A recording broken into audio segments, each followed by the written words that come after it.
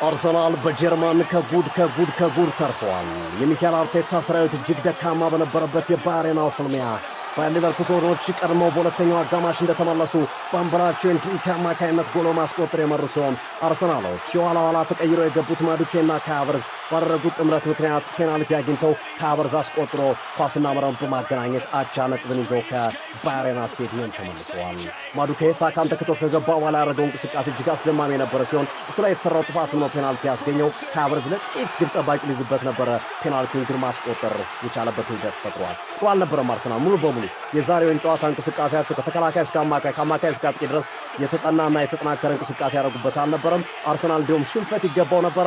አንዳንዶች ዳኛውን እየተቹ ይገኛሉ። በተለይ የተሰጠው ፔናልቲ ተገቢ አይደለም በሚል ከበርካቶች ተቃውሞ እያስተናገደ ይገኛል ቱርካዊው ዳኛ። ጨዋታው ግን ለአርሰናሎች መጥፎ ምሽት ነበር ማለት ይቻላል። ከዚህ ጨዋታ አንድ ነጥብ ይዞ መመለሳቸው ራሱ ለኤምሬትሱ ፍልሚያ